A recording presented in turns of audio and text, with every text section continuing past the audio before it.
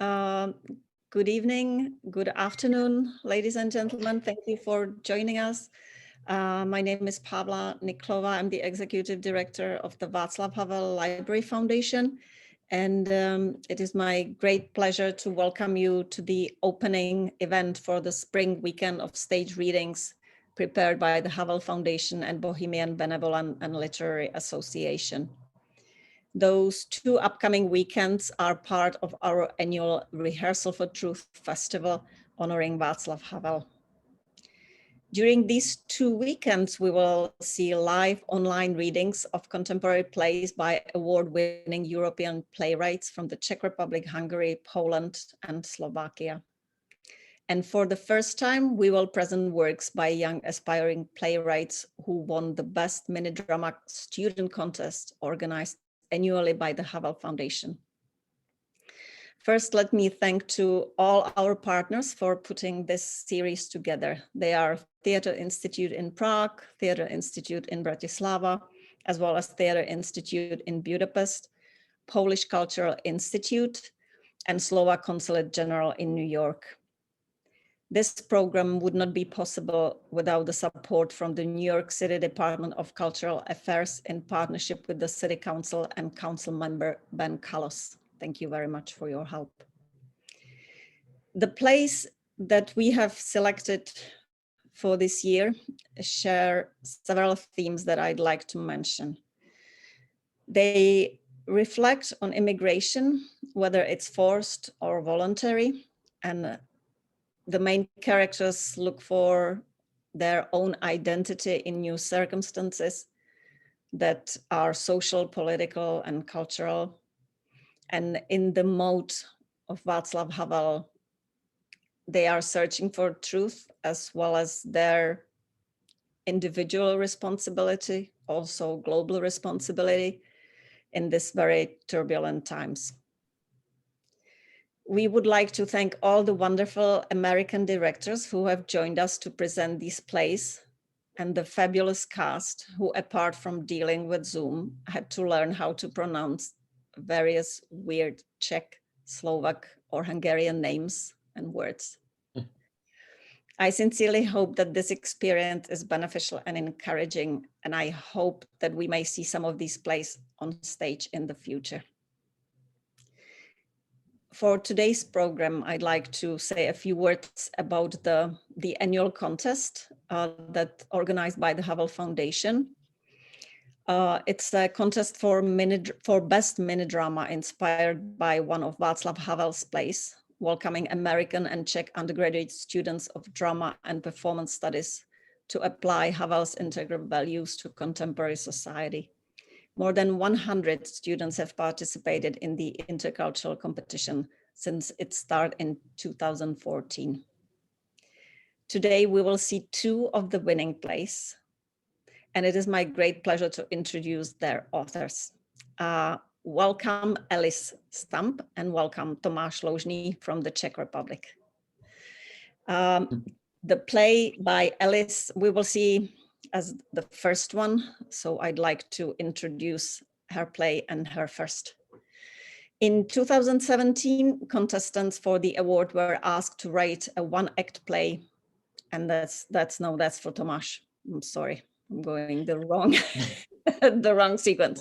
So no, it was 2019, and contestants submitted short dramas based on the theme of Ferdinand Vaněk today, based on the title character from the Vaněk trilogy. For those of you who are not familiar with Václav Havel's work, the Vaněk trilogy is a set of 3 plays, Audience, The Unveiling, and Protest, in which the protagonist Ferdinand Vaněk is based on the playwright himself. The winning play, People's Toast by Alice Stamp, transforms Ferdinand Vaněk into a female character.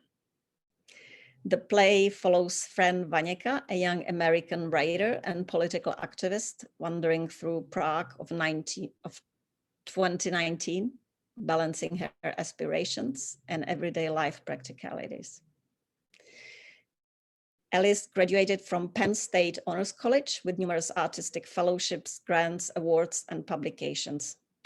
Currently, she's a Columbia University playwriting MFA traveling theater educator and multidisciplinary creator, exploring catharsis and growth of ourselves, relationships, and world through absurdism, Jewish existentialism, optimism, and imagination. She organizes, designs, and performs interactive storytellings, weaving research and live collaboration. Alice, please, would you be so kind and say a few words before the reading starts? Absolutely. Thank you so much. That's like the kindest introduction. That's so flattering. Thank you. Hi, everyone. Thank you so much for being here. Yeah, Pavla kind of introduced me, but yeah, writing this piece really like connected me to my ancestry, my now lifelong creative inspirations, encouraged me to pursue absurdism as an art, travel, and honestly, this as an actual career and, you know, education, that trajectory. So that's equally absurd, but very fulfilling. It's my life force, I guess. Collaborating on it and performing it now together post like this global social political apocalypse of sorts seems like especially relevant as we're all kind of like Havel doing what we can to create and work together from within our, you know, our literal living room salons, our parlors, our little Zoom squares. And so I just think it's like, it's so special that we can like share these energies here in this space as we're experimenting and playing with progress and developing a new world. So that's my little spiel. Thank you so much for being here. Thank you to these brilliant performers, amazing director Patrice, the foundation, and you all. I was gonna say grab a Pilsner. It's 5 o'clock somewhere, right? In Prague, it's like gotta be post 5 o'clock. And I hope you enjoy this piece. Yeah, let's all pretend we're in Prague. It's gonna be fun. Yeah, thank you so much. Thank you.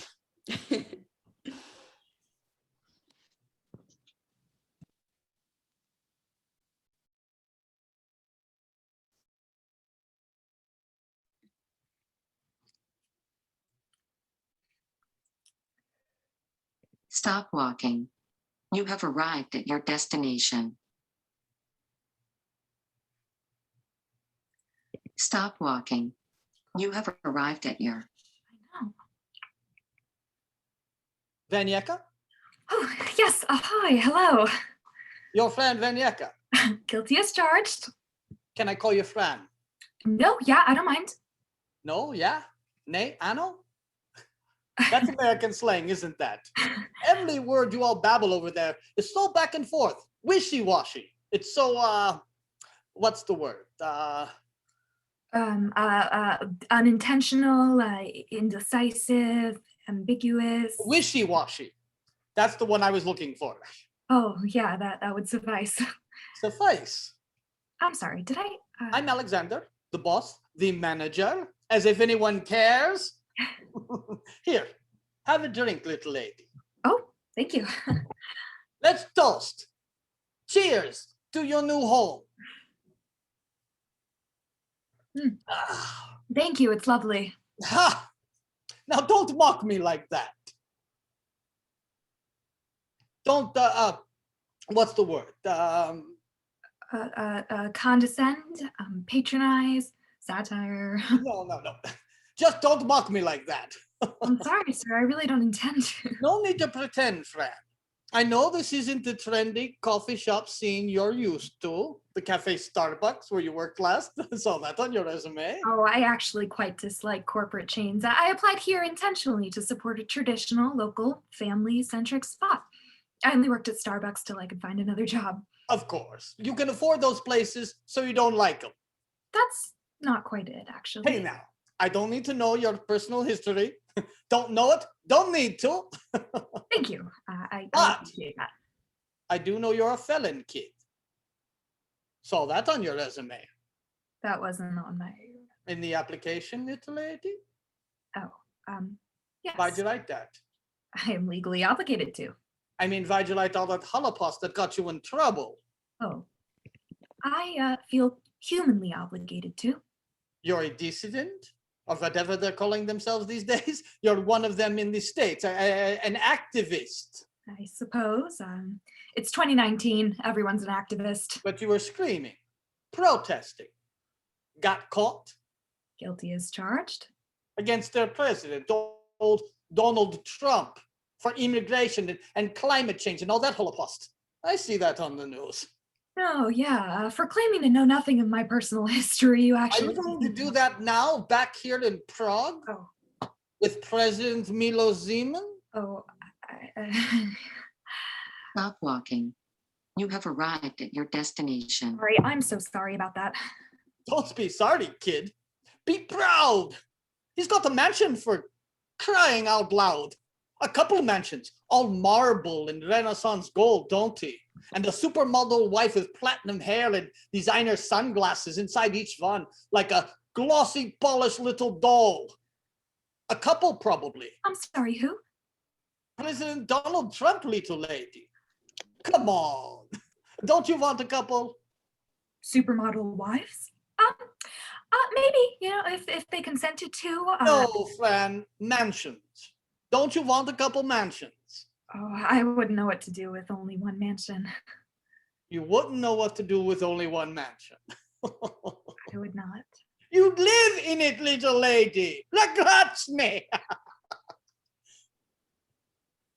Can you even operate a basic coffee machine? No, yeah, I can. And where'd you learn that from? Starbucks. You worked at Starbucks, the Starbucks Palace. Yes, you saw that on my resume, didn't you? Your resume. Oh, I'm sorry, was it weak? I can forward you my updated CV in PDF format, linked to my cover letter and multimedia PowerPoint if you like. Is that what they're teaching you at universities these days? How to write a cover letter, but not operate a basic coffee machine? Here, kid, relax. Have another drink, and I'll tell you a bit of our history. Then I'll teach you how to fold utensils into a napkin and toss aside salad in a flash and change the daily specials board. You smoke? I thought of all these questions you never ask. I only do while walking, You but shouldn't. smoke? Or walk? Or ask questions? Now you're talking. Let's toast. Cheers to the establishment. We've been here 100 years, little lady. We're part of Prague. This is where, back in the day, folks would come and toast their sloshy pitchers and play cards and catch up with the latest films and sports, not just type away alone on their computer keyboards. To ask each other about their families and wives, not to vitter about politics, to get along and not dissent. Here, we're a family, as you can see.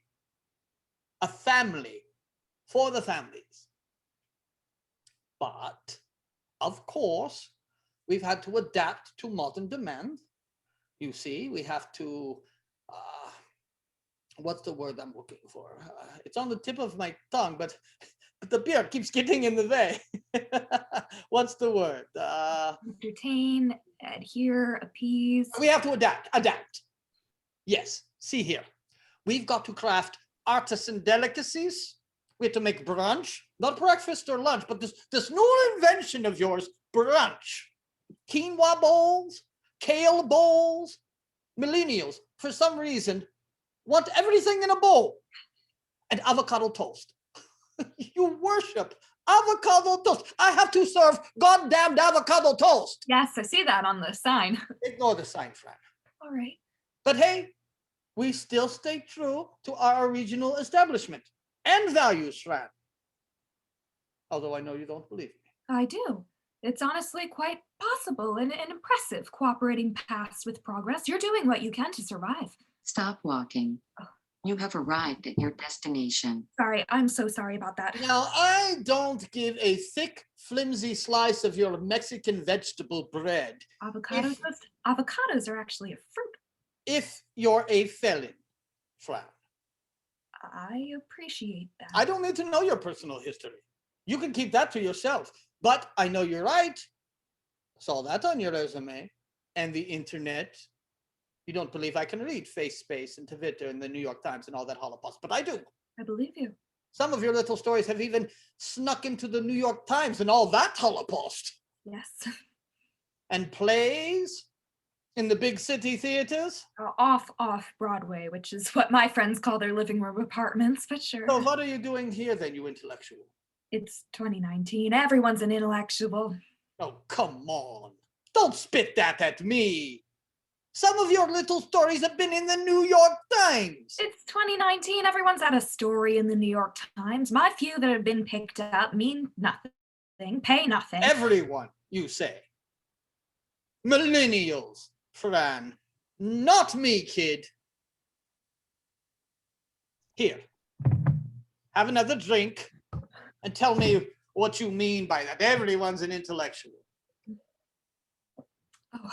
Well, any of us who could mash even 3 words together back in grade school, the quiet kids who kept to the corners in kindergarten, crafting or reading, we were dubbed gifted by the system and praised by our parents who worked steadily all those years so that we could take risks, who encouraged us to jet overseas and earn MFAs in creative writing, which I'm still not sure differs from any other kind of writing. And there we learned to write objectively subjective theses, but not a personal statement or cover letter.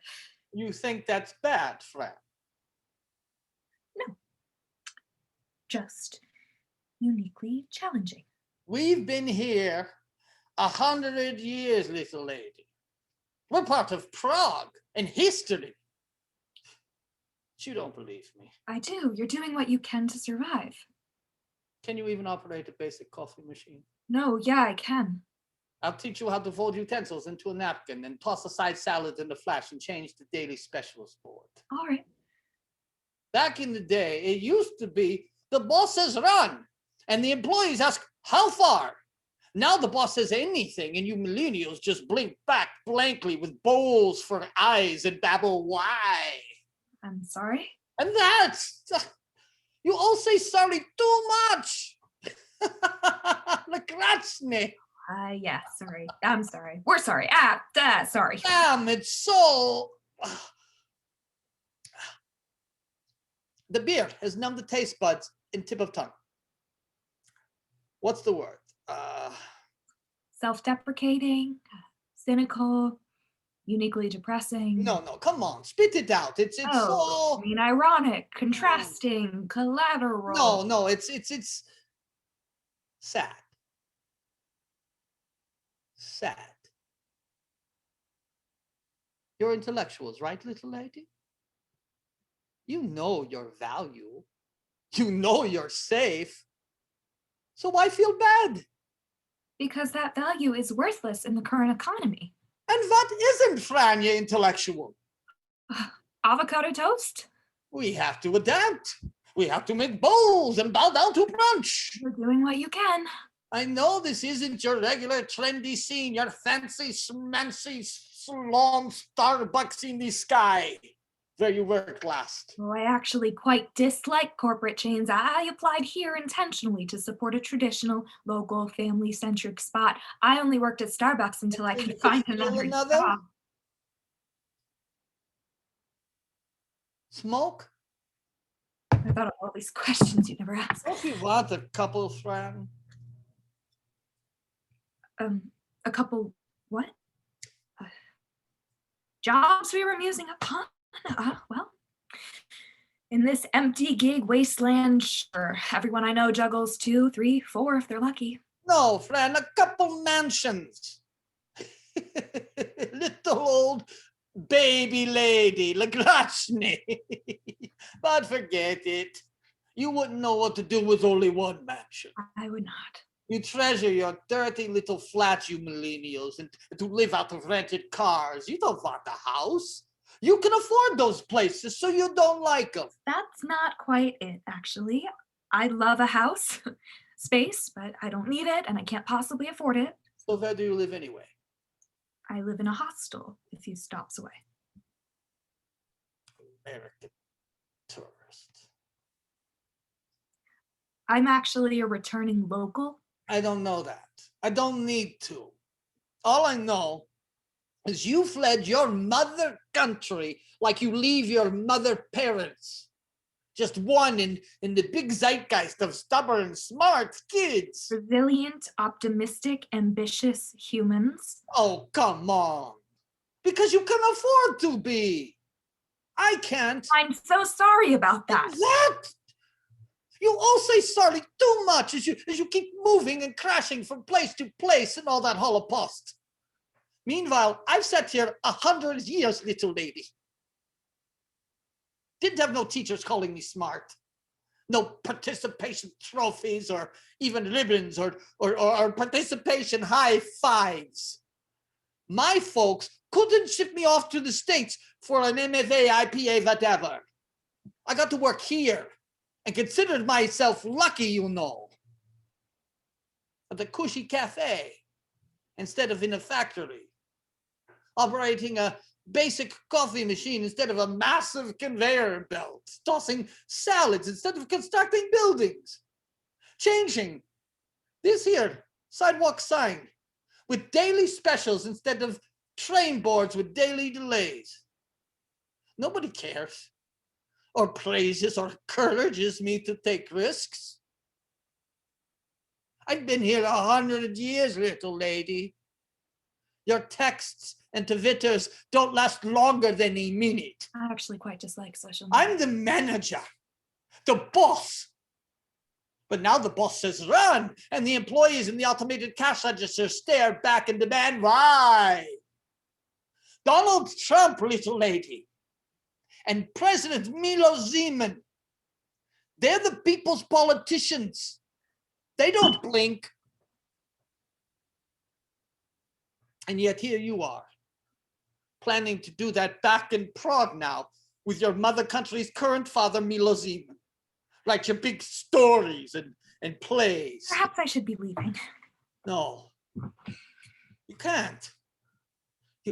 You have to have one more drink, the 25 more cigarettes, 100 more thoughts, Fran. Finish all those and then have some more. Come on. Let's toast. Cheers to your new Thank home. you, but actually, Or would you prefer a kale smoothie? Crafty little beer. IPA, MFA, whatever. No, I'm sorry. I suppose just another coffee to go, if anything. Coffee. The class.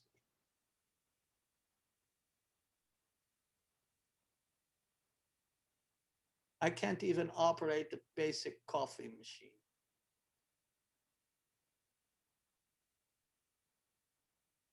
So what are you doing here? You protesting, fighting, screaming, mocking, adapting, wishy-washy, sad, crotchety New York Times writing intellectual.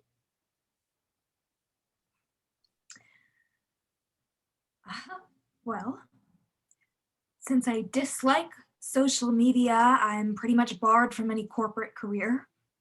Not like I know what to do with the mansion or even want to know. I just need enough sustenance to survive in order to help others thrive. To write words for the people that will improve and progress our situations, but I'm no martyr. It's for me too.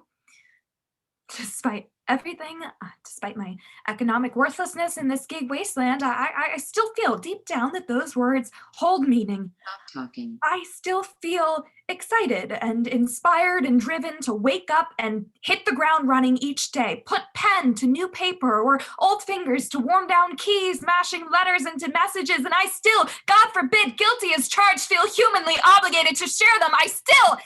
Monica, you have arrived at your... Sorry. I'm so sorry about that. I am overflowing with enthusiasm to begin work, Alec. Manager, big boss, big brother. This place has been here 100 years. Can you teach me how to change the daily specials board? Why, of course, little lady.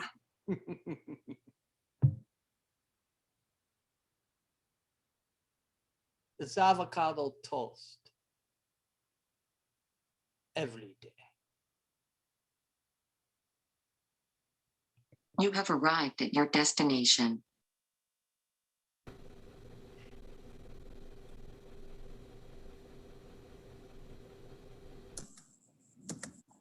Vignetta, honey, hi, hello from your special city overseas, NYC. We hope this finds you healthy and well and wealthy and hell, maybe even nappy. Vera Mahal, hey, I'm actually at work right now, so could I? That's why we're here, cutie. We saw that you have a job here now, if you're not offended by calling it that. Your mom announced it on Facebook. Oh, yikes. Yeah, we thought you were still stuck in the slammer, man. We hate to have you serve us. You can just fetch us whatever we want and bring it over when it's ready. Pretty much my job. No rush, man. No pressure. Oh, if you want to treat yourself, go ahead and put that down on us too. Oh, I couldn't. Fran. Truly, indulge. You look like you could use a plain black coffee. Oh, we tracked on the menu barcode online and saw that they serve avocado toast and breakfast bowls. Fran, you should see how Vera combines those two artisan delicacies into one. She bakes the toast, carefully spreads the avocado slices on top, and then mashes all that together with a mortar and pestle set and plates the grounds in a pretty bowl over quinoa and kale. Do they do that? Oh, I doubt we do that here. Well, why not? They should. They should. Ask why not instead of what if and try that nourishing dish. Preach, man. It's so simple. So pure. You can whip it up in a flash. Vera meal preps it in these bantam bento boxes she takes to hot yoga. What do you think, honey, of my ensemble? It's very nice. Have you tried it yet? Hot yoga. You haven't, obviously. Yeah, no, I have not. Oh my God, you absolutely totally must. It cleanses and detoxifies our lives and souls, Fran. Believe us, it keeps us simple and grounded. It takes this difficult challenge and makes it even harder. We're obsessed with that. And as for how hard, because I can see that you're begging that question, honey, well, you just have to observe Michal in his leggings.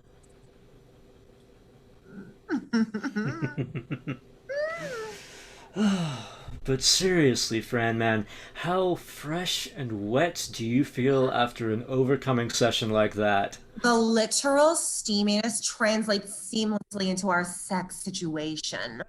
We think you may appreciate that stimulation and purification. We care about your health, honey. We care about downward-facing dog.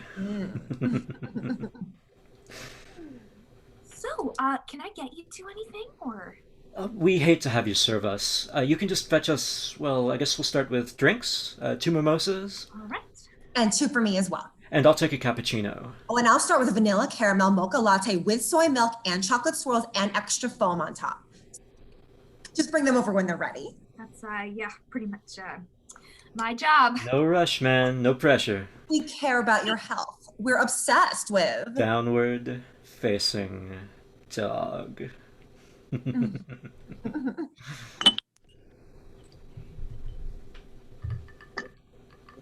Oh my God, babe, behold these beverages. Oh, we better toast at once. What? You can just use my water, honey.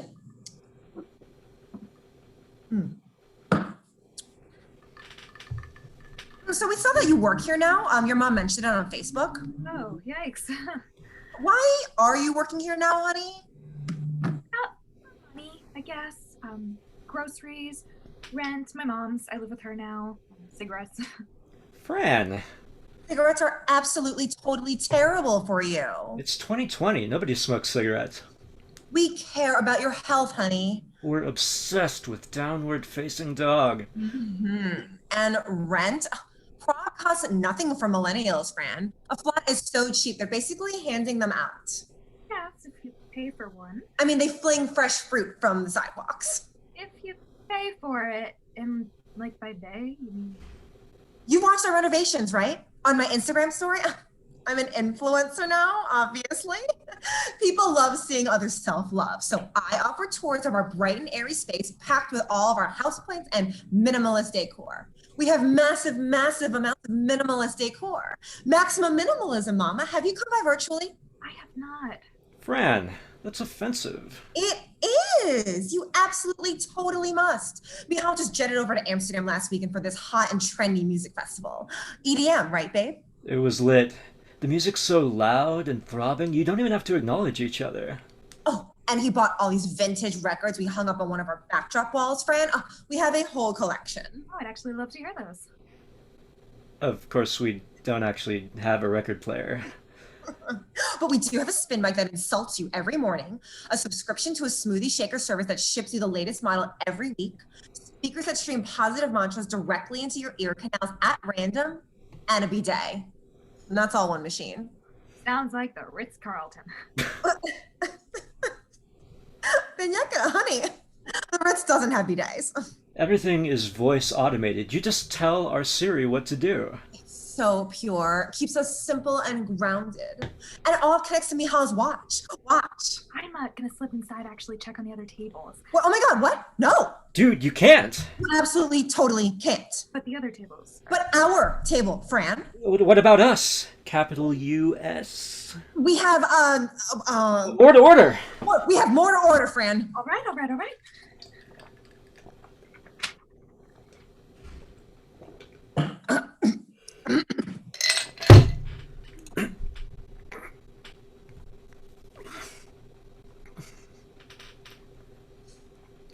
So, can I get you two anything, or? Fran, we hate to have you serve us. Why are you working here anyway? Yeah, why not just score a gig at a startup like me? It's 2020, honey. Everyone works for a descending or pretty much born dead startup. If you code like Mihal, you could type all day like a laborious little robot just like you love. Oh, you'd be obsessed with that.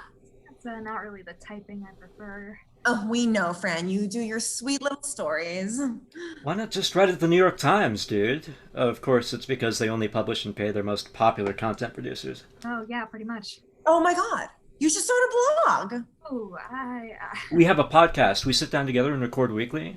It cleanses and detoxifies our lives and souls, Fran. You should absolutely totally write something like that, man, for all your activists, Lopost. True. I'll put that on the internet where it belongs. Finally kick it off the ground. It'll be so simple. You can whip it up in a flash. I'll like and reshare to my follower base. Me too, as long as it's not too political, of course. The people dislike too much resistance, just a pinch of passion, a smidge of stimulation to taste, and then overflow of cute, quirky pictures. You could call it Fran of the house, like man of the house. Obviously, you need a house. Okay. So what about Fran and friends? Obviously, you need some friends. Oh, but wait, we're your friends, honey. We could be on it. Dude, we could be on it. We could be the stars. Follow the stars, Fran. This is a sign. Good ideas, you guys. Thanks, but that's not really my vision. We know, Fran, you do your sweet little whatever they are. Why not gig around in streaming service? You could do closed captions. Kapow! Or time social media alerts. Wow. Or run a dope Twitter account. Read now. That wouldn't be selling out, honey. No way. Or not really. Fran, my man, are you, Seeing anyone, honey? Girlfriend? I don't mean to assume, but obviously. You could try an app. We love indulging in those before the main meal. You can put yourself out there without ever leaving your flat. Get one today. Ooh, are you talking to me, or? Oh, my followers, Fran, and Siri, always lending their ears. Isn't that comforting? Isn't that easy? Get one today. Do you have one today? A flat? Or a lover? No, I don't. Neither. None. I'm focusing on my writing currently. Fran, don't you want to meet mindful meats who are massively minimalist? Well, I'm a vegetarian, but, Oh, dude, why didn't you say so? Then all you need to do is hit up... yoga? Hot yoga, yes, girl. You absolutely totally must give it your adorably sincere old college try. We're obsessed with your health, honey. We care about downward fucking dog. We are downright devoted to it. It's a home base you can always return to throughout your cycles. Flat. You just lay down flat. Most of our classes we spend, instead of trying other positions, entirely in downward dog. And Shavasana, that's called corpse pose. In hot yoga, you end every session with corpse pose. What's your end pose, honey? And step-by-step sequence preceding it. Oh, I've actually been focusing on the present currently. Fran, man, we are so sorry to hear that. All of us, honey. Especially our Siri. I mean, she just began crying. Can't you hear it? We'll tend to her shortly, but you know what? You are our first and foremost priority, because if you can't care for yourself, how can you expect to care for your Siri. We're obsessed with your health, Fran. We're in love with hot yoga. And oh my God, we can teach it to you right now. What? Oh, thanks, but you don't have to. Dude, we absolutely, totally must. Let's do it, Fran. You'll be obsessed with it.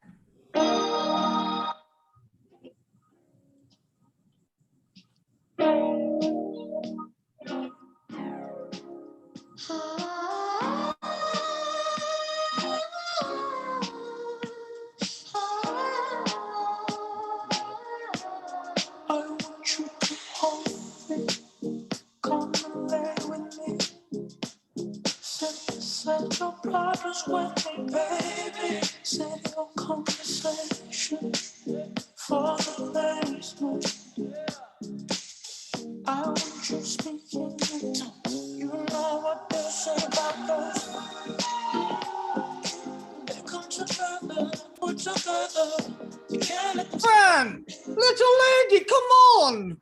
The side salads need tossed. The utensils need folded into napkins. The napkin salads want folded. The side utensils want tossed. The coffee machine needs fixed. Millennials. Vaclav.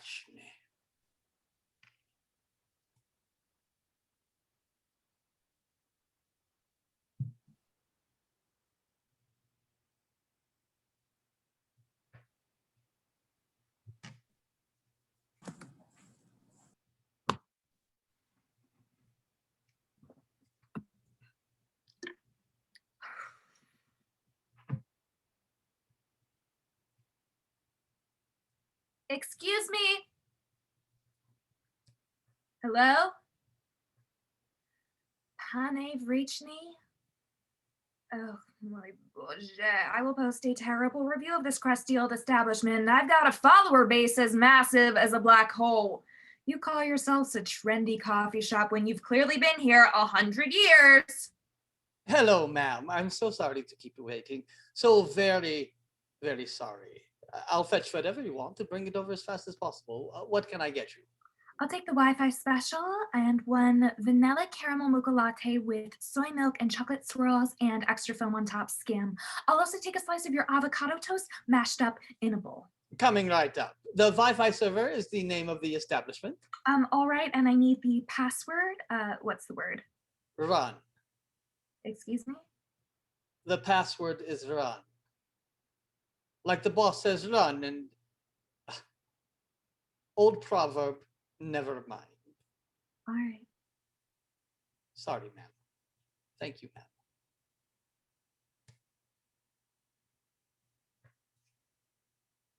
Keep walking. What? You have not yet arrived at your. Keep walking. You have not yet arrived. Shit. Dead. Oh well.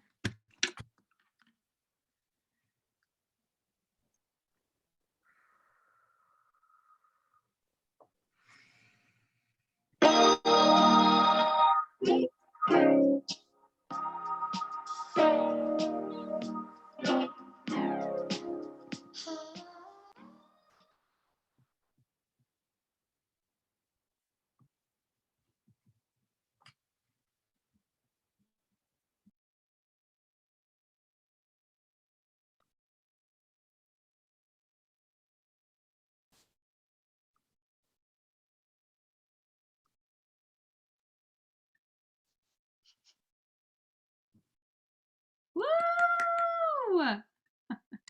Round of applause for that first play, Ellis. Incredible, everyone. Such a good job. Yes, we are going to invite on Tomasz now to please introduce this next play. Okay, it's great to not see you, but to feel that you are there and that we can at least communicate like that.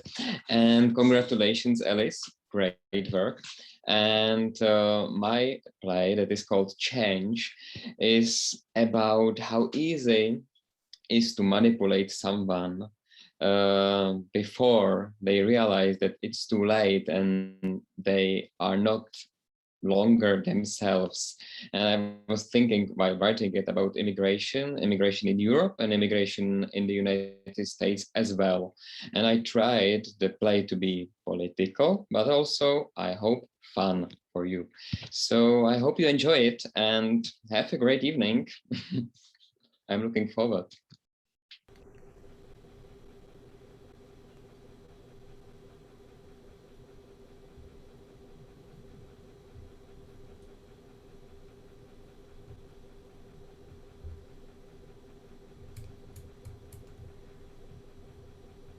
Change by Tomasz Luźny. A soaking wet woman stands in the middle of the room. She has a coat on. She grabs her handbag and a file with papers. She looks around, unsure. The second woman, Martha, looks at her for a moment, as if waiting for something. Martha is dressed in a formal dress, but it is apparent that she was interrupted while getting ready. The first woman looks at the file, hands it to Martha, and smiles nervously.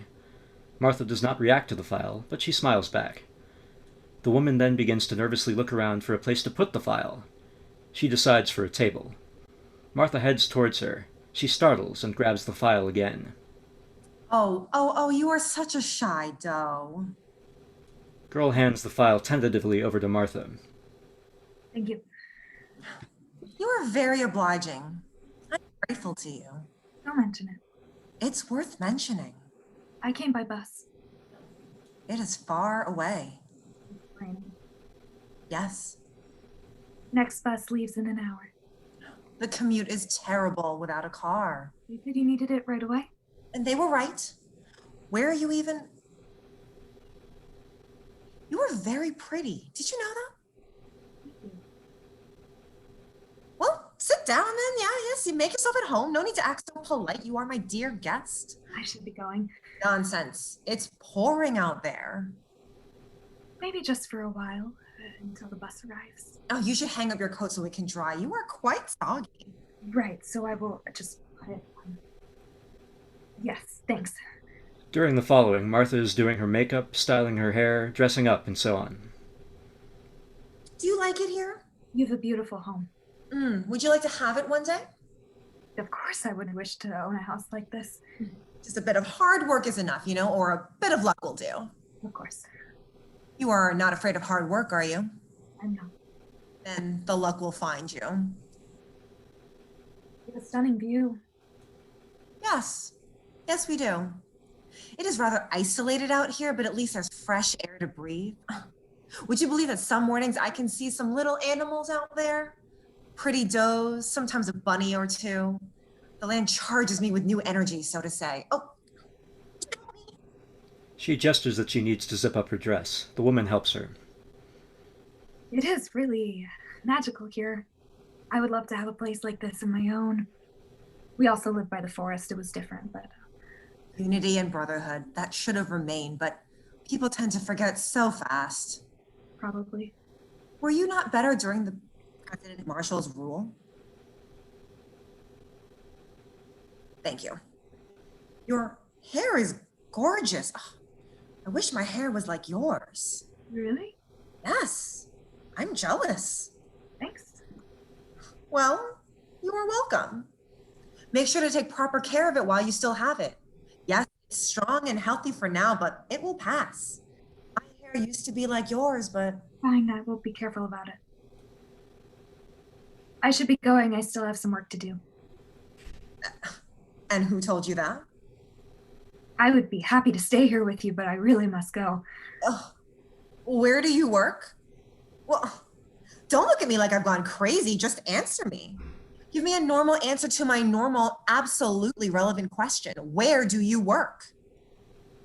I work for you. Correct answer. Very correct answer. I like it. And what do you do, if I may ask? What do you do for me? You know what I do. I, of course, know what you do for me. Naturally know it, of course. But you, as it seems, you don't know. So, tell me. Don't be ashamed. And tell me what you do for me. Fine. Excellent. Yes, I Yes? copy things. You copy things, yes. Copy and hand around files you archive. Do not be ashamed. Important, very important. And more than that, it is very meritorious work, my dear. I appreciate you, and more than that, I admire you. I couldn't do a job like that, but you managed to do it all day long, such mindless but essential work. A job that is indispensable for all of us. So sit down again. Thank you. Are you content with the work you do for our company? Yes, I am very content there. Are they considerate to you? They are all amazing. Really? Recently, they even invited me to. Splendid. We have a superb team. I am proud. I am very proud of them. You might think deep down that this is a normal thing, but no. No, that is not normal. It is a rare, special thing. Yes, great people, very friendly. Do you appreciate me? Of course. I mean, sincerely. You have a wonderful figure. Maybe you don't need anything else. You have it in your genes. I see what you eat for lunch. What do you eat? Each thing more unhealthy than the last, one terrible food after another. What do you gorge on all the time? Sausages, white bread, not enough bread, nor whole wheat. Tell me I'm wrong, because I am not. It is clear to me. I observe you. I can see you, and I am sick of it. Believe me, I am sick of it. How can you stuff your smooth, silky, sultry body with such disgusting things? Explain that to me, please. How can you, when we have a great cafeteria, yes, an artisan cafeteria, where they offer vegetarian and even vegan cuisine, where all is made from high quality local ingredients and not from some semi-finished smoke-dried products or whatever the fuck it is that you stuff yourself with? You should be ashamed, miss. Today, in the 21st century, when we are all well-informed, when we know what is harmful and what is not, how can you? How can you do something like that to yourself? Ugh. Ugh. I am sorry. I got upset and I am sorry, but it was out of love, only out of love for you.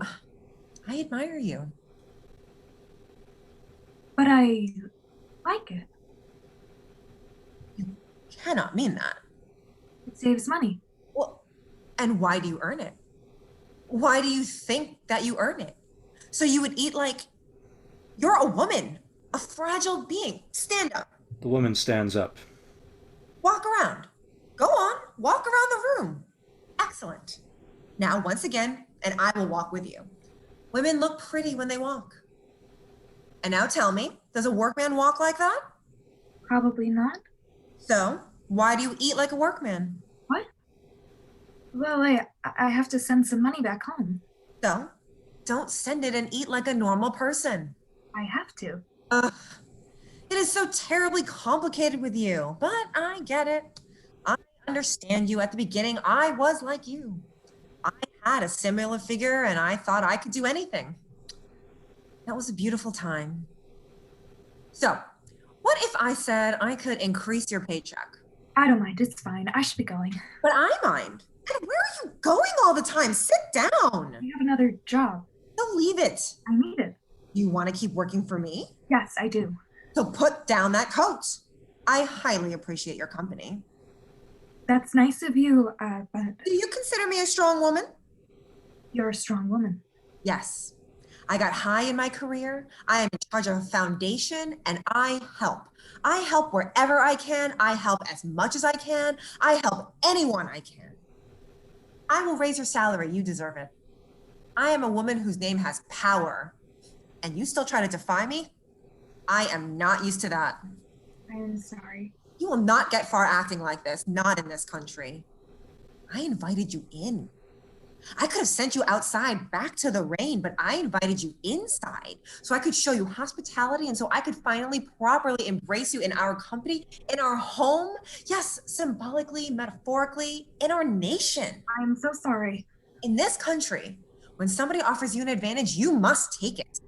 It does not happen very often, and this will not happen again. I didn't want to offend you. I'm not at all offended. But I gave you a question, didn't I?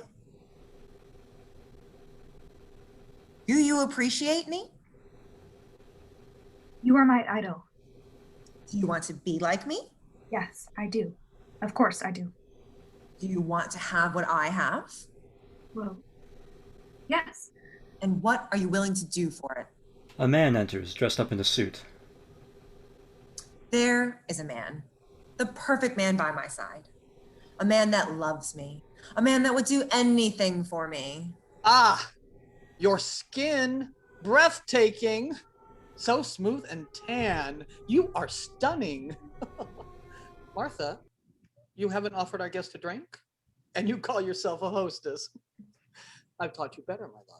I am sorry. I am so sorry. I will fix that right away. You know very well you don't need to apologize to me. Just fix it. And music. Put on some music. Right away. Music starts to play. Martha comes back with champagne and strawberries. No, my dearest, not that. What's wrong? You know very well you don't like this kind of music. But I do. I You do like. despise it from the bottom of your heart. What are you saying? That's not true. Why do you put on such appalling music when we have a visitor? Something that literally makes you physically unwell, Martha. You're right. I don't know what I was thinking. Oh, but it is completely fine. And Robert. A kiss. I'm sorry, but I have to go. No, it is not polite to apologize all the time. You don't need to be uncomfortable. I am not ashamed of my love for my wife. I love her deeply, with all my heart. She is amazing, astonishing, fantastic, successful. She has a great taste. I could scream it out loud to the world. That is something a man should do, shouldn't he? Probably yes, it's nice. This beautiful woman comes from, well, she's not from here, but everyone is nice to her, very nice. She's nearly happy, aren't you? Why wouldn't they be nice to such a godly creature? She has perfect lips without even anything on them. It is needless, absolutely needless. And that body build? Please, drink.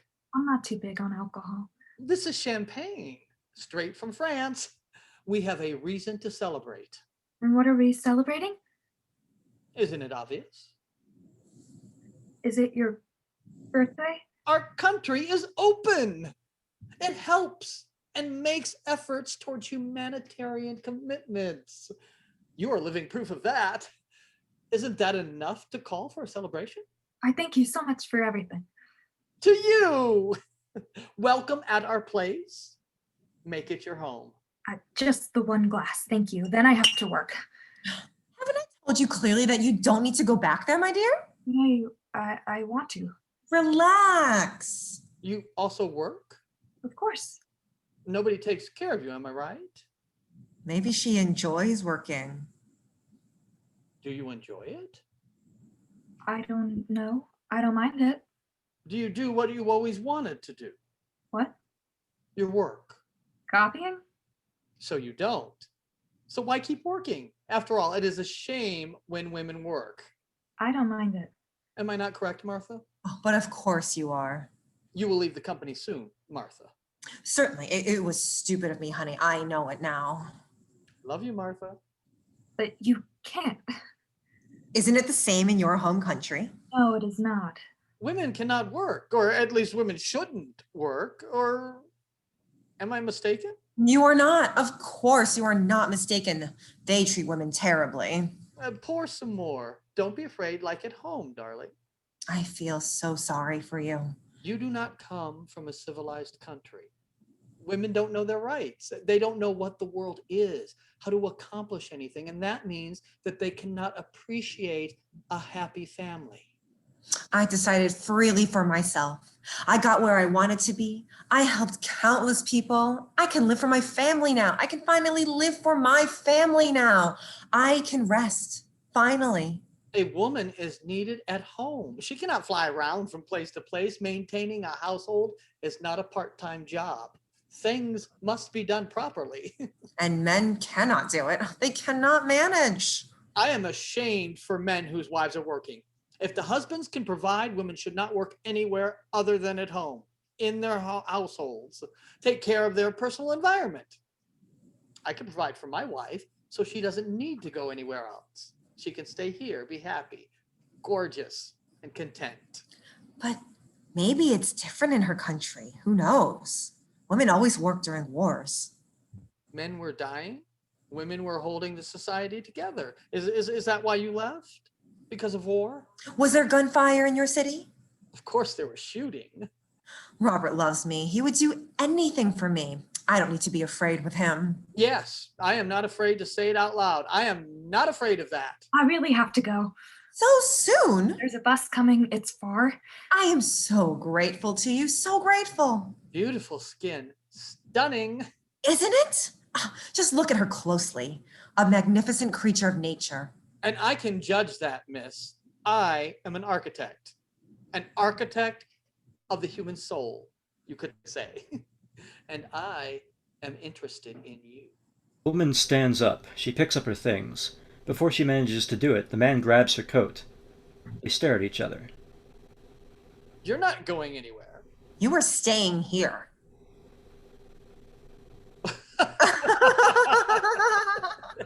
You didn't really think we meant this seriously. Oh, you believed us? I'm sorry. Only a stupid joke. It was inappropriate. Oh, we promise it will not happen again. Drink some more with us. If you still want to leave, though, you are free to go. We are living at the West.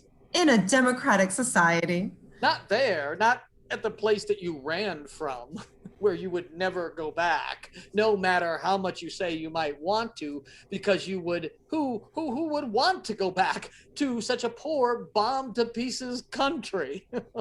I suppose you have a university degree, don't you? You copy papers, but you want to reach higher. And that's something you cannot do in that country of yours, can you? You want to become a citizen of our nation. Say it. Say the truth. Say you want to stay here. It's better to tell him the truth. Be quiet, Martha. Sorry. And don't apologize all the time.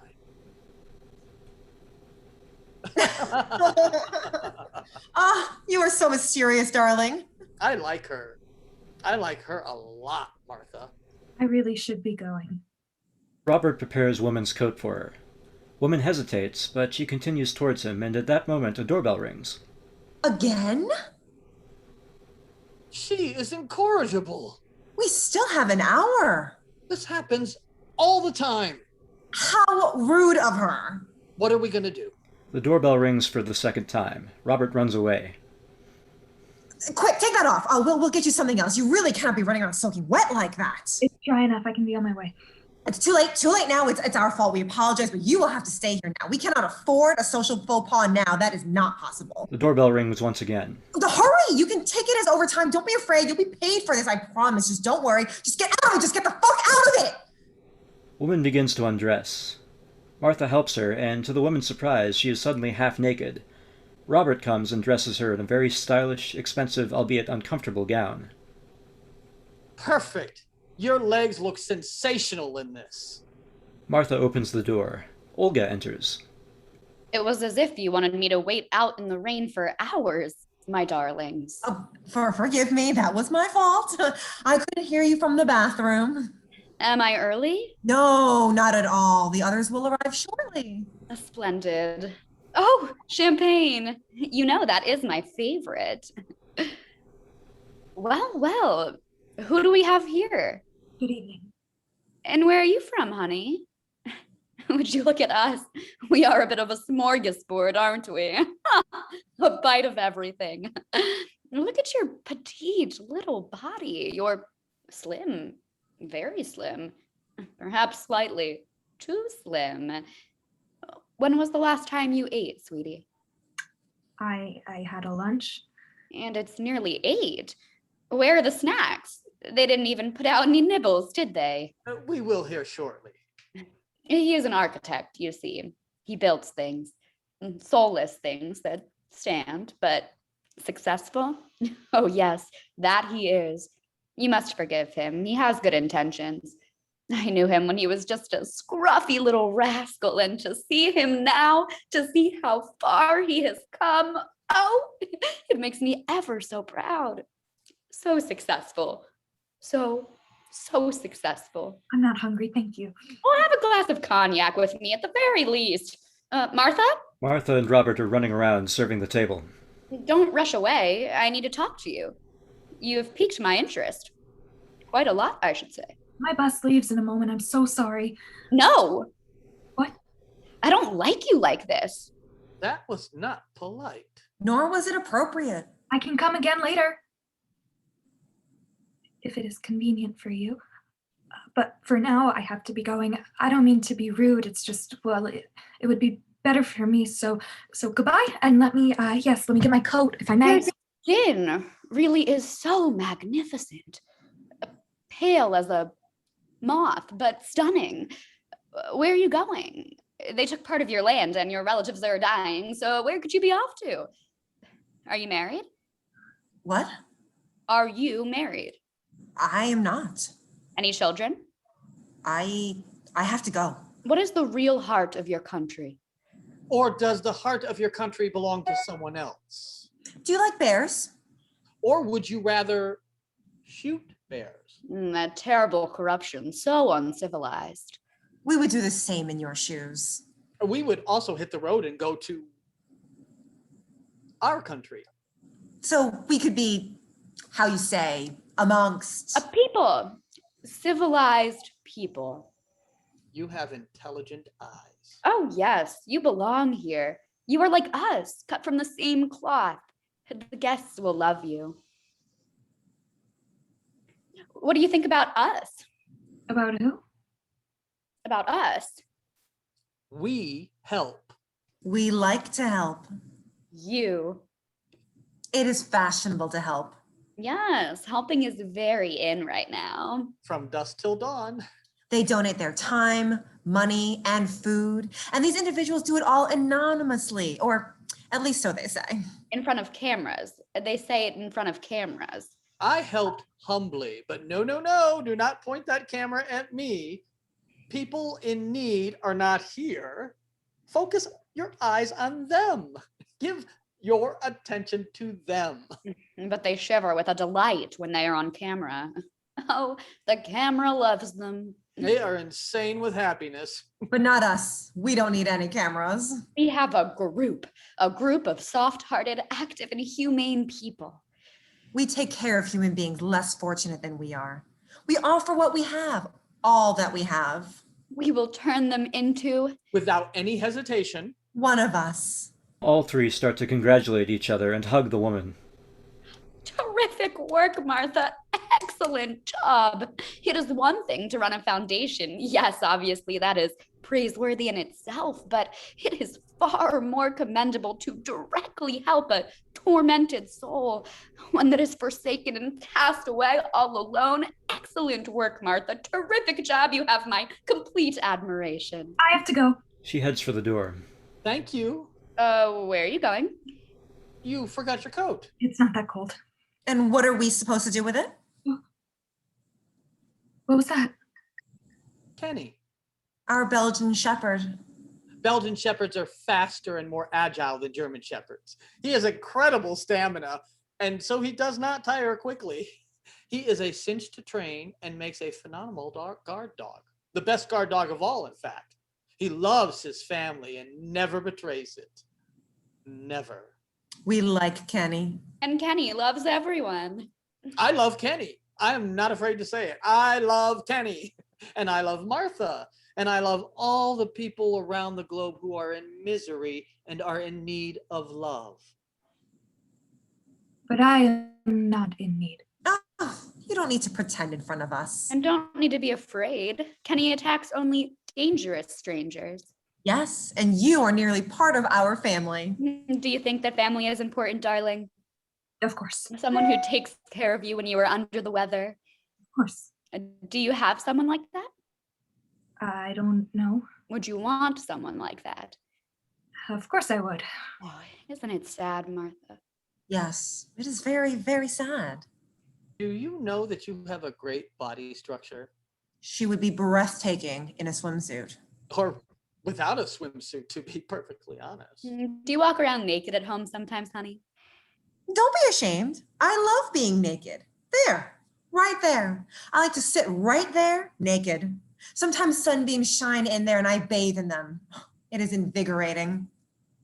You look nervous. Are you wearing too many layers? You don't need to be bashful in front of us. You have an amazing body structure. Relax. You can feel at home here. Try our homemade open-faced sandwich. I prepared it myself. I bake the baguettes. Martha enjoys baking baguettes. We love her baguettes. Oh, I am a successful businesswoman. I run a charitable foundation. But yes, it's true. I do rather enjoy baking baguettes. It makes her feel homey. Domesticated, isn't that right, dear? Absolutely right. It makes the whole house gleam with the sparkling sensation of family and love. You can still kind of smell it. You cannot leave until you taste one. You don't want to hurt my feelings, do you? I truly appreciate the gesture, but it is already so late. Goodbye. Do you want to run away Just like you fled from your country? from your home? Do you think it is right when young people run away from their country? When they give up their country? When they use their intellectual capital in some foreign country? Please, we are willing to give you an education.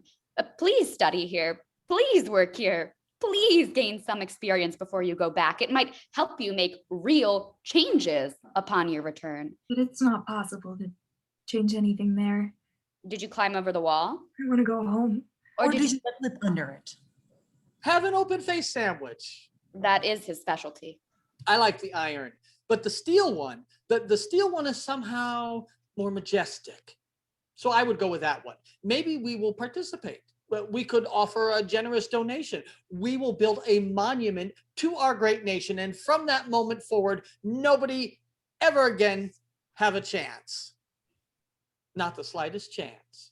I like the transparent ones. They feel airier, more peaceful.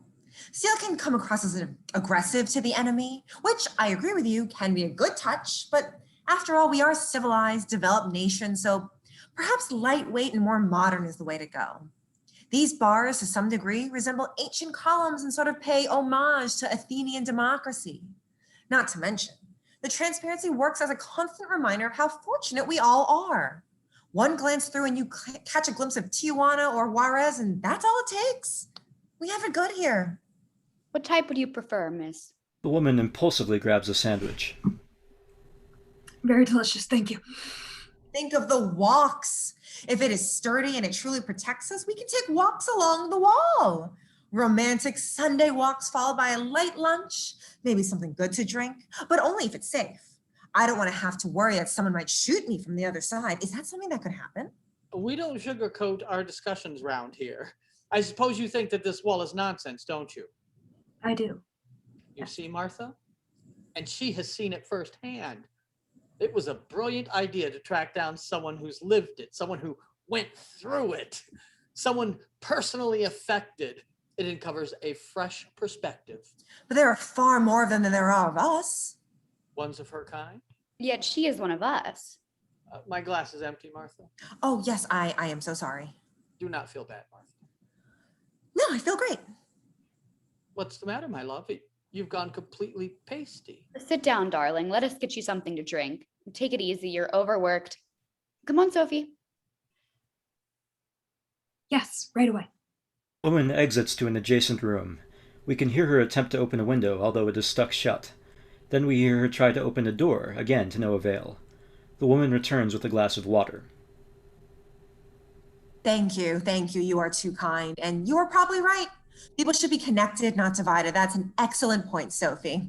Sophie is a very wise lady. So, you don't have money? Maybe you have a family, but you don't have much money. How does a promotion sound, darling? It comes with a larger salary. I have a second job, so I manage just fine. Do you wish to have children, Sophie? Children, but I'm not even... Well, do you? I mean, I suppose I might have one or two someday. And do you have a man? Can I leave? But of course, my darling. If you're not afraid of Kenny. Kenny is vicious only to bad people. Could you escort me outside?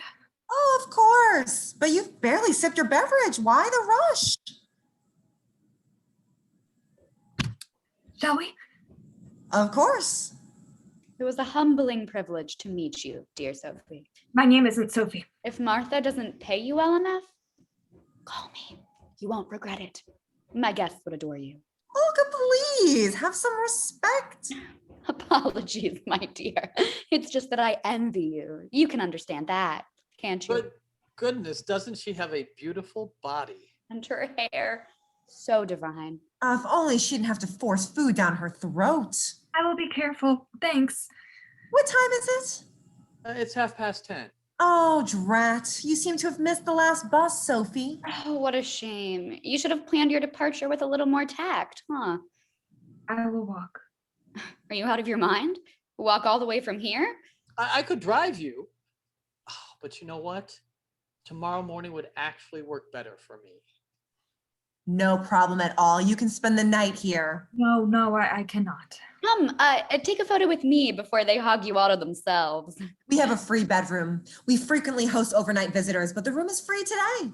Didn't you say you wanted to live in a place like this? Well, here's your chance to try it out. Our house is your house. We both leave early in the morning, but you can sleep late if you want. Oh, of course. Feel free to leave whenever you like. I plan to leave first thing in the morning. Do you already have citizenship, Sophie? What? You speak the language so well, it wouldn't be difficult. I have a friend at the ministry, so I could pull some strings for you if you want. It would be no trouble at all, and I would love to help you. Free of charge, of course. Just a bit of thanks is all I ask. We could put a good word in for you. And tell them how kind and easygoing you are. And how helpful. And how cooperative. And how you go to church. It would be very nice, but... On the other hand, if we do not recommend you...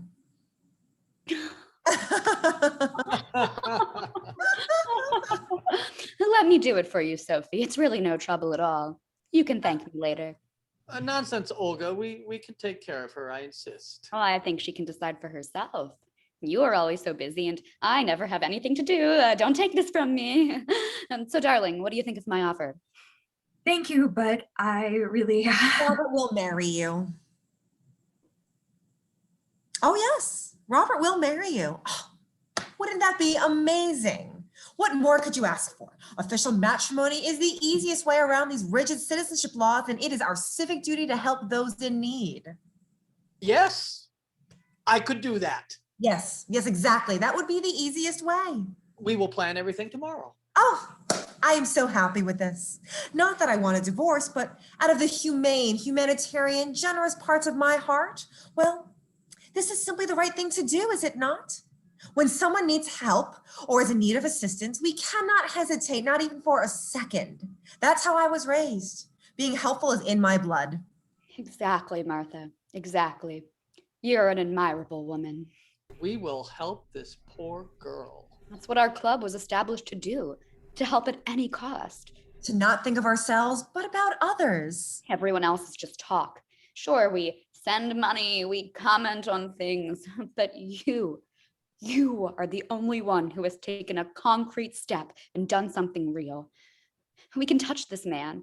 We can smell it. We can see its grateful doggy eyes, its beautiful body constitution. I thank you, but it will not be... We are friends with many important people. They will gladly help. Yes, I think it can all be arranged tonight. What an exciting night this will be. Will you hand me that file, Sophie? You're very nice to me, but... Hand it over. Please. Sign it right away. The woman looks at the paper. You will no longer be some doubtful assistant. You will be the wife of a significant architect. You do not need to work anymore. You will have all that you've ever wanted. I will gladly move out and leave you alone with your husband. No need to be afraid or jealous in any way. I am not going to fight you for him. You've experienced so much in your life. I will not stand in the way of your happiness. Though I love him, I will leave him to you. And I already love you, Sophie. You are gorgeous. And that body, that hair, those eyes, you are breathtaking, and I love you. No, I am not ashamed to say it. I am not ashamed to scream it out loud to the world. I love my wife. I love Sophie. Lovely. The doorbell rings. Excellent. They are all here. How exciting. This night will be amazing. Martha heads to the door. Excuse me, Martha? What the hell do you think you're doing? Sophie, aren't you going to answer the door, honey?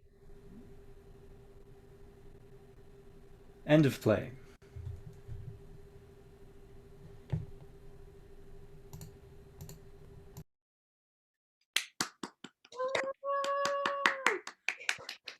Oh, Thank you so much to everyone. Please come back. And while I'll be expressing my admiration for your performance and for the place, I'd like to invite our audience to send their questions. We forgot to encourage them at the beginning. And so you should be able to send them through Q&A. I hope that will work. And the playwrights and the amazing cast is here to stay for a while and to answer them. And I just would like to applaud Alice and Tomáš for, working on Havel's themes. I just, and I know the play. I haven't read them now for a while, but it's always only when you see them, at least read. If you don't see them on stage, you realize things that you don't see when you read them for the first time. And so I definitely heard Havel in many places, and they definitely, both of the plays also, it's interesting for me, they seem to be even more right and communicating than when I read them. Even you wrote them a couple of years ago. And the reason may be because of the pandemic, so many things absurd now. And so all these absurdities that appear in the plays seem really right on the spot. So I'd love definitely to commend you on your terrific work and writing. And of course the cast, it's amazing what you can do just with the computer and with the screen. And of course we can't wait to see you on stage. But for me, this was a terrific experience again, to have theater in my living room. That's just a special treat.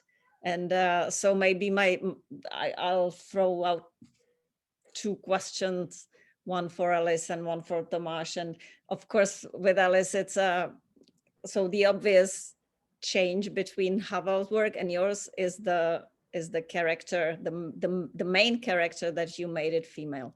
And of course, for people who know about Václav Havel, we know about his problematic relationships with women, and that the main characters were mostly men and women were kind of aside.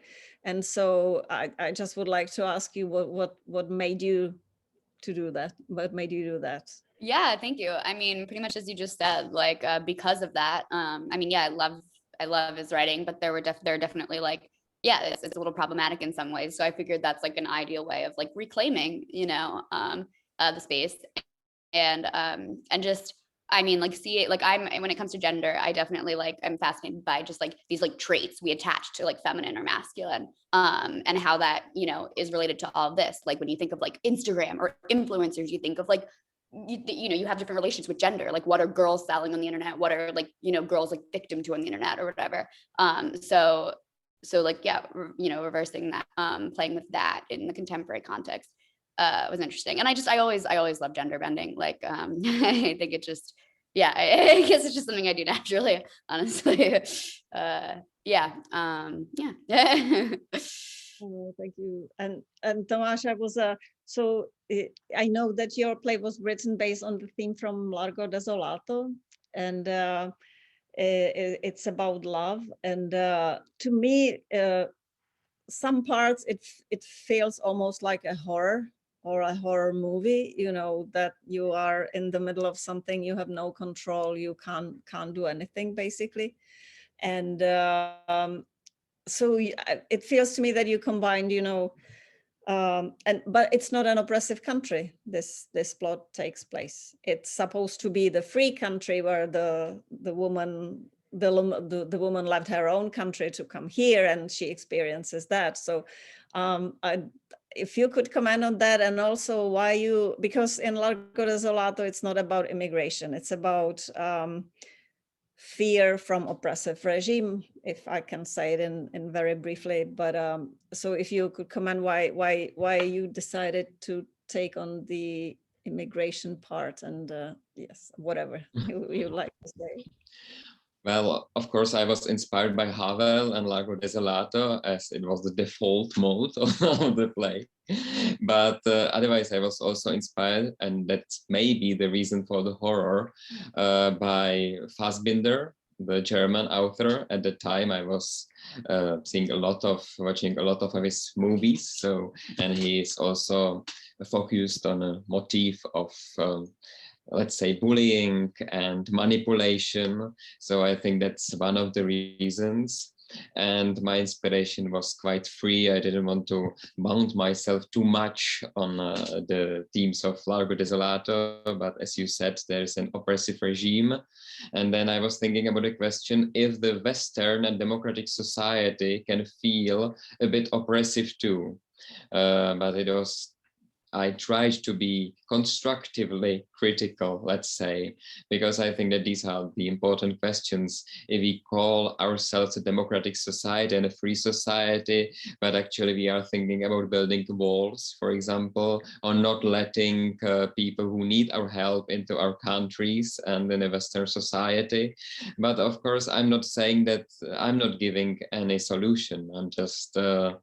I'm just asking questions, and then it's for discussion, because I don't know the solution. It's always very difficult in these kind of things. So yeah, probably basically I would answer it like that. And maybe thank you. Maybe I'd like to ask, anybody from the cast, what was your experience with the short absurd plays? Is it a common experience you had? Is it the first kind of this play that is basically a little bit, I don't want to say it crazy, but it's especially. You can say crazy. You can say crazy. Crazy. So anybody? I also want to say thank you a lot to all the actors, and great job, guys. Great job. Thank you. And also Stephanie, thank you very much, and Alice. I felt like Zoom was a surprisingly appropriate format for these plays. I mean, obviously I'd love to see and do them on stage, but it really heightened the absurdity for sure, but it also heightened the disparities between the people, that in both these plays, everyone's sort of having their own conversation parallel to one another. No one's really talking to one another. They're speaking at each other. And that's sort of how it is in this format, looking at your own little box on a screen. So I really enjoyed this experience of channeling. I'd be interested in channeling that energy into a live performance. I also love how absurdism really brought out, like with both these pieces of writing, I found to be very excellent. So in both the writings, the writers were able to really be clear on different POVs and different standpoints in society. And then the absurdism really heightened it to, an absurd and crazy level. So you could really see the different POVs and interactions of people in these scenarios, and then kind of see how that all blows up and everything just kind of begets upon itself, and it blows up into these bigger, crazier issues. And so I love that in the absurdism world, you guys are able to make these very strong commentaries on society, and it's really kind of eye-opening and very in your face in a great way, I think.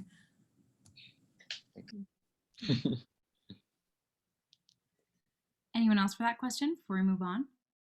I can just pop in a couple of quick things. What Tomasz, that's really interesting about the horror, because what popped out for me was that made me think a lot of Get Out, the Jordan Peele horror movie. This like when one person walks into a nightmare situation and has to get out, especially because of the setup of seemingly good, right? Like the kind-hearted liberals that really want the best, and how like the nightmare of liberalism or like white saviorship can really come in. So I love that. I love the Fassbender stuff. It also reminded me a bit of No Exit, but kind of like a flip, where it's not clear that these are terrible people yet. I guess that's when you first see No Exit. If you don't learn about it in school first, like you don't really know who's terrible until they start telling you more, right? And but having the element of the woman kind of mixed in where she's not horrible.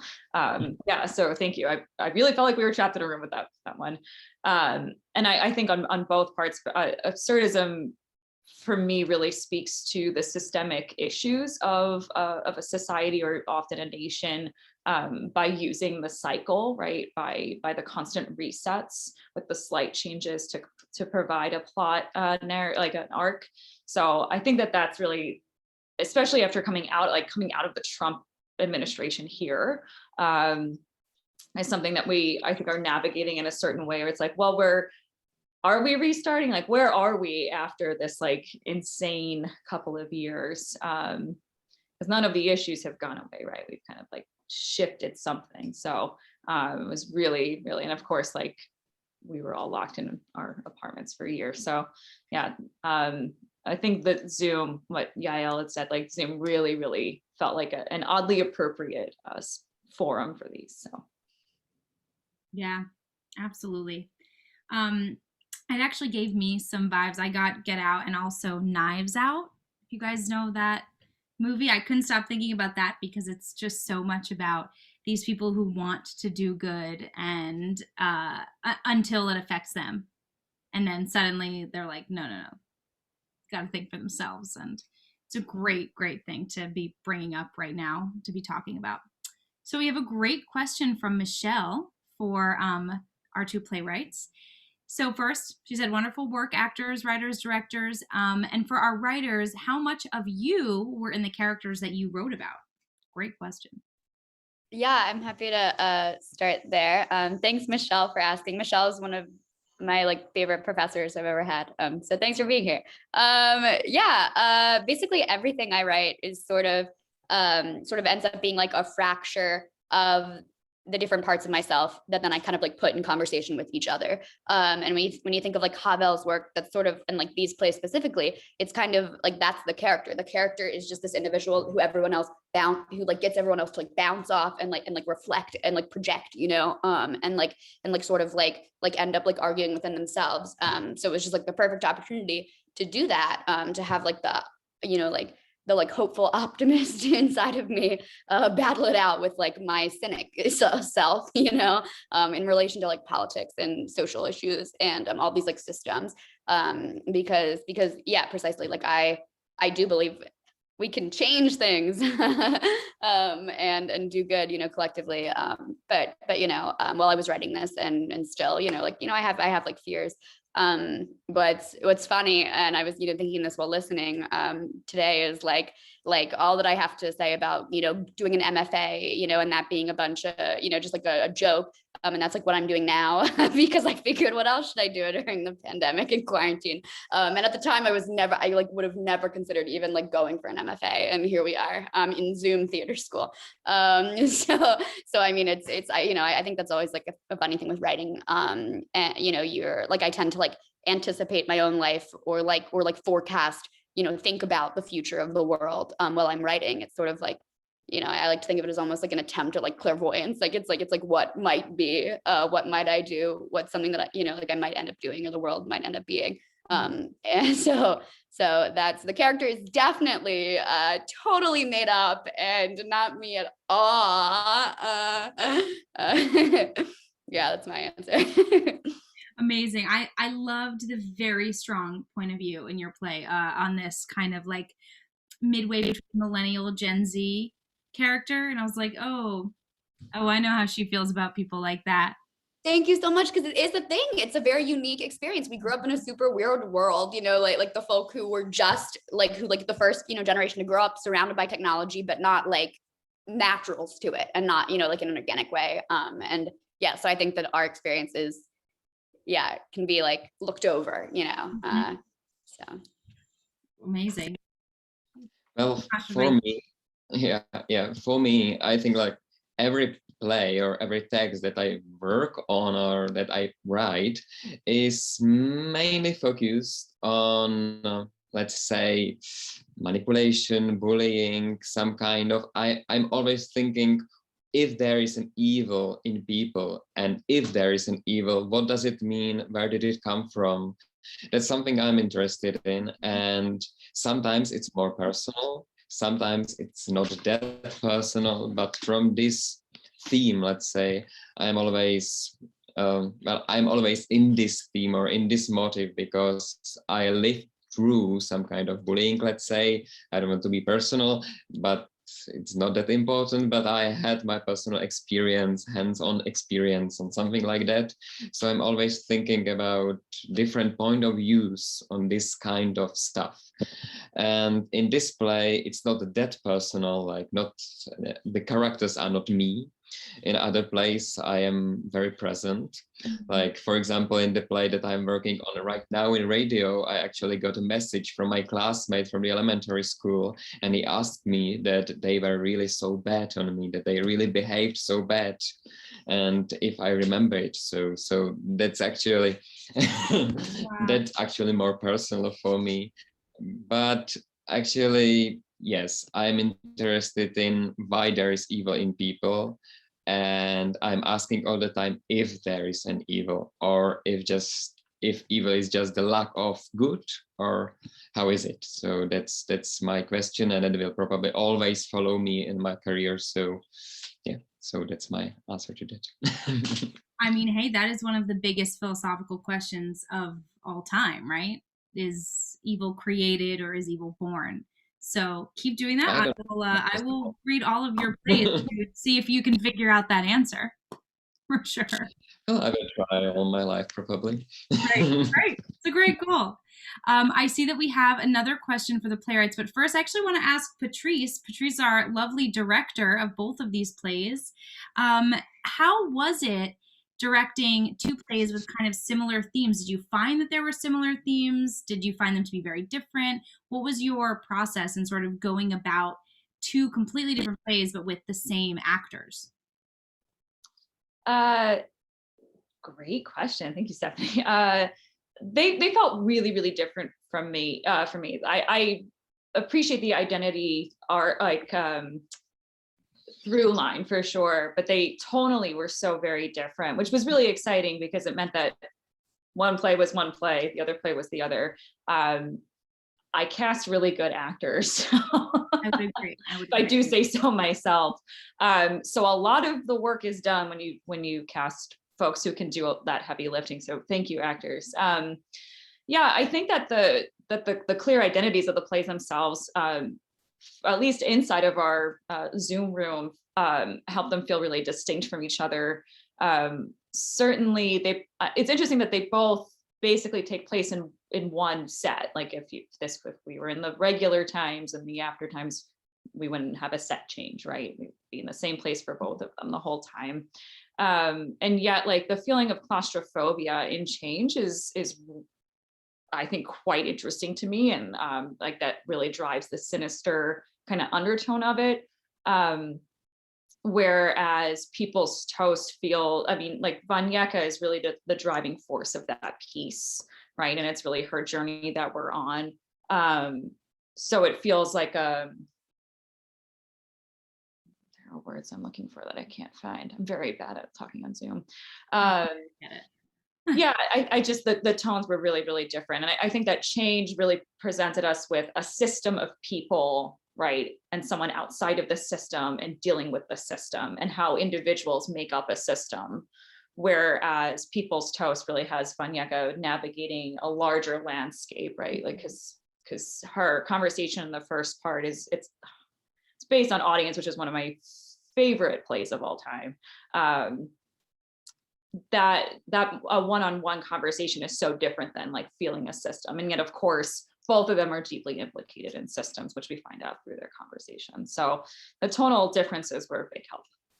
Yeah, and I think that came through for me personally watching it. One of them felt much more like an ensemble piece, and the other one was more focused on what is happening to this character. Although I found myself as well in Tomasz, in your play, wondering I just wanted a backstory on everyone's character. Like, what is I actually kind of felt that way about both. All right, so we'll do two more questions for the playwrights as well. This comes from Katerina. How familiar were you with Havel's plays before writing? So I know that you briefly spoke about that right when we started, but if you want to just add anything there. Well, maybe I can begin now because I'm from the Czech Republic, so I was familiar with the plays before quite a lot. I don't know if I read all the plays, but it's quite possible that I read all of them, and also the Havel speeches, for example, because I always, not always, but I found my way to him, which was actually very interesting for me, that I wasn't so close to Havel before he died, but actually after that I started to be interested in his work much more, and I really love him. He is great. And I also worked in a dramaturgy class on his texts, actually with the students from different countries, so I had also experience of talking to foreigners about Havel's plays and letters, for example, letters from the prison when he was imprisoned by the communist regime. So yeah, I knew his job and I knew his plays and texts, and I think it allowed me to be quite free in writing the plays inspired by him. Wow. So, and on the totally flip side, I had heard the name in relation to politics and literature, and I did like a study abroad for just a few weeks in the Czech Republic. Like I got to like go all around, so I was like familiar with the concept my sophomore year of college, but it really wasn't until I don't even know how I stumbled upon like the competition, probably online, looking like what writer opportunities or whatever.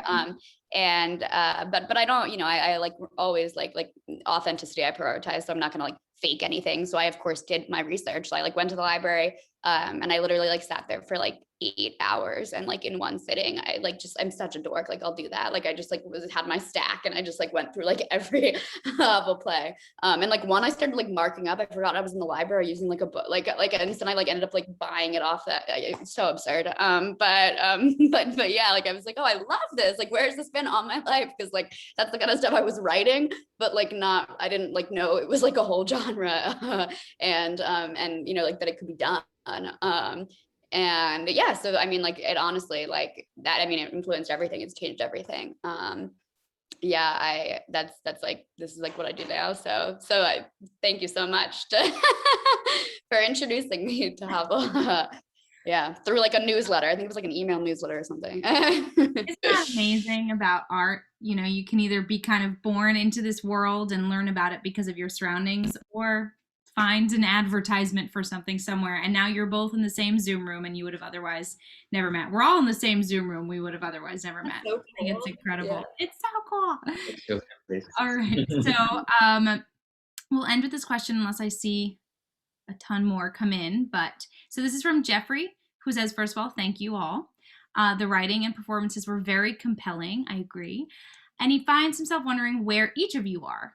So if you're in Prague, somewhere else, so where are you all specifically right now? And how have you been surviving the pandemic year? Alice? And how did that inform the play today? How did that, how you've been surviving it, inform your work? That's such a good question. Yeah, I'll start. So yeah, I'm at Columbia. As I said, I'm in New York City right now. A great place to have like been the last year for sure, seen a lot. Yeah, I mean, I actually reached out to Pavla like months ago before any of this. And I was like, and I literally remember, I don't know if you remember this, but I literally said, I was like, we should do Havel works like in Zoom, like Zoom just like makes sense.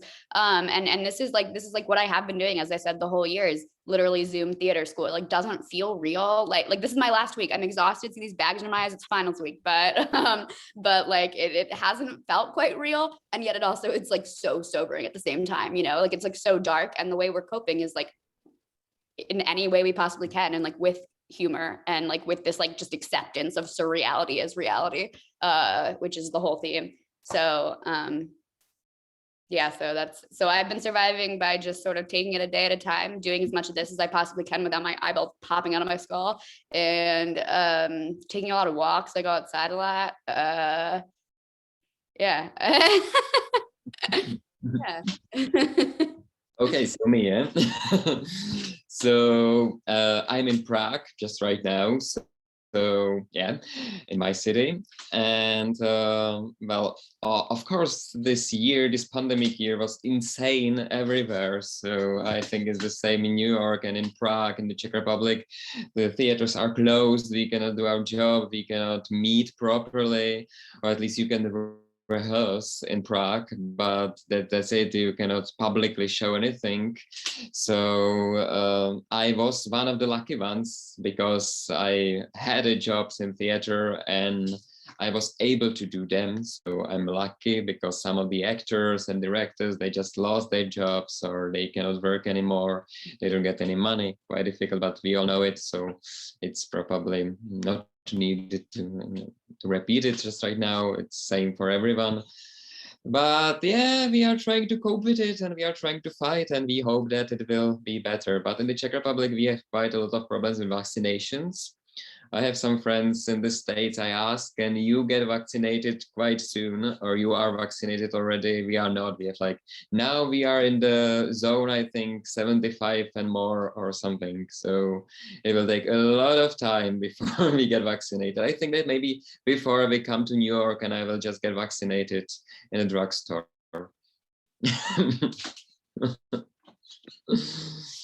Does anyone else yeah. want to answer that as well? Like, feel free, the actors, Patrice, where you are, and if the pandemic affected your performance even today.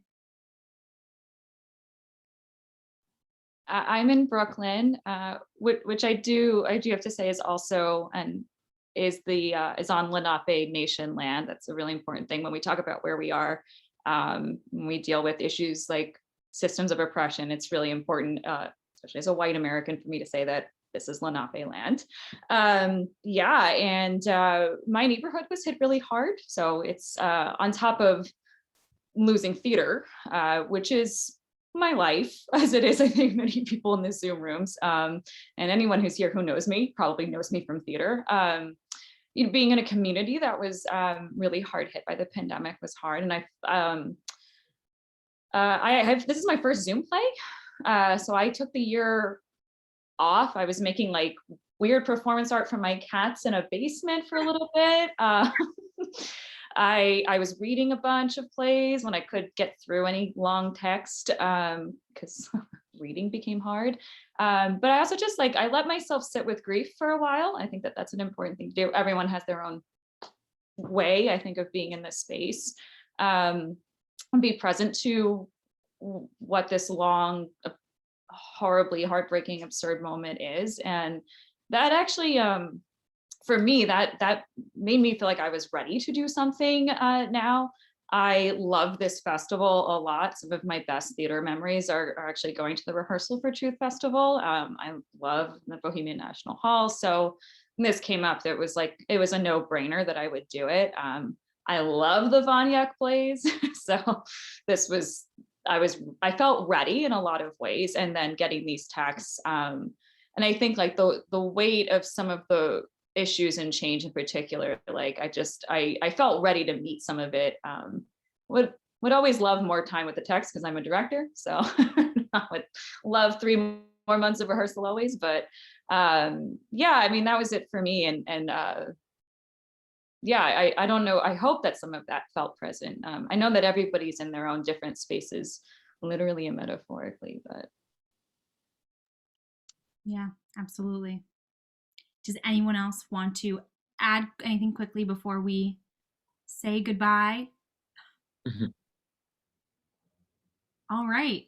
Well, you guys, thank you so much. I'm going to throw it over to Pavla, but incredible work on everyone's parts. Of course, also to our audience. Thank you for coming. There's some great comments in the chat if you guys want to read about your performance. And Pavla, I'll throw it over to you. Oh, thank you. Thank you so much for wonderful performances. And also thank you for sharing all your thoughts and talking about your work and about the way you write. I think, you know, the discussions after the performance are as important as the performance, I think, because especially these days, it's so important for people to share and to see each other. And I'm sorry we don't see the audience, but at least we see each other. And before we go, I'd like to invite all our attendees to actually people can buy your plays, both by Alice and Tomáš. We printed them in last few months, so they are available on Rehearsal for Truth Theater Festival, so you can find them. There are also 3 other students' plays that we published, so you can buy them individually or as a package, and you get a discount. Thank you very much for coming. I hope you will be joining us also for the following events.